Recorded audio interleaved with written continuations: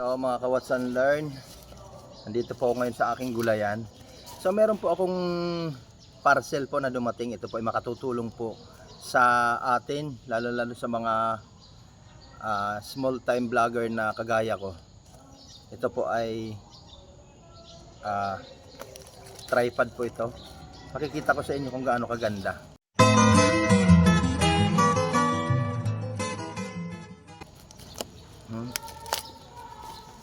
Before anything else, please don't forget to subscribe my YouTube channel, Sir Ray Abello. Hit the notification bell para updated po kayo sa mga video ng upload ko. Please don't skip my ads. So, tingnan natin kung gaano kaganda siya. So, ilalagay ko na lang po sa comment section kung magkano po ang bili ko nito. Yan, galing po ito Shopee. So, mahalaga po ito para sa ating mga content creator. Ayan. So, bago po So, marami pong mga features, marami mga pwede tayong magamit. So, meron na po siyang panlagay sa ating tripod. Ito po yung mga panghigpit.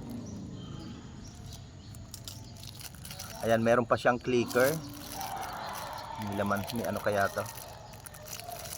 At higit sa lahat, meron po siyang, ayan, isa pa po, yung parang holder po, cellphone holder. So, ito po ang ating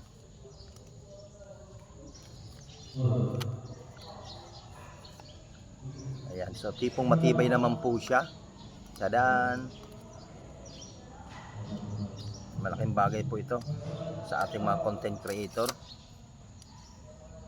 Mahaba na rin po siya. Oh. Okay na din po ito. Mataas na din ang ating gagamitin ko po ito ngayon, magbablog ako.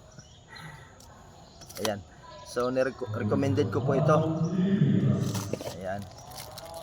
Ilagay na po natin yung pinaka holder nya. Ayan. Itong matibay naman po siya. Ilagay po natin dito. So bali nasa 320 ang bili ko nito. Something like that.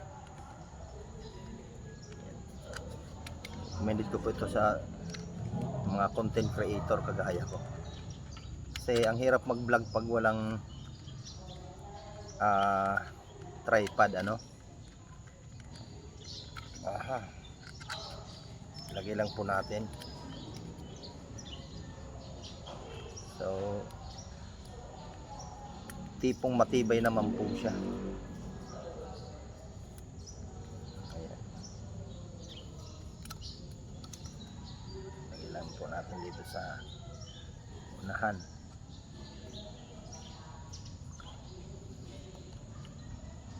Ang hirap po kasi mag-vlog pag wala kang ganito. At saka ang kagandahan sa kanya ay maliit lang siya. Magaan lang po siyang bitbitin. Yan. So dito po natin ilalagay ang ating cellphone.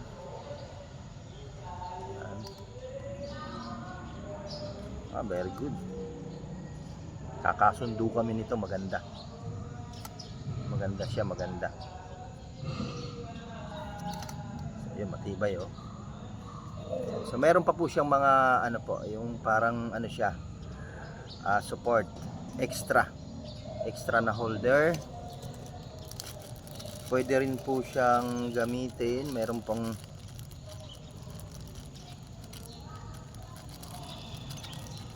halimbawa ilalagay mo siya sa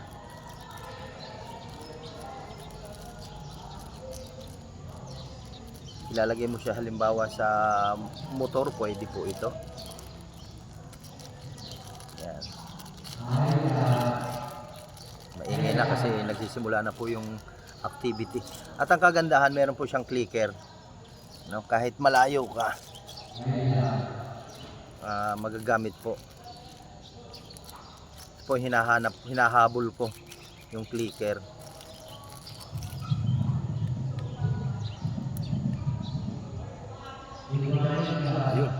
So ibig sabihin, ano pa siya, pwede pa siyang gamitin po. Dalawa po.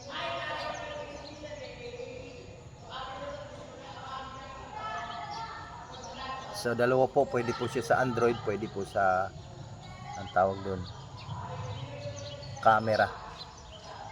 Ayun, napakaganda.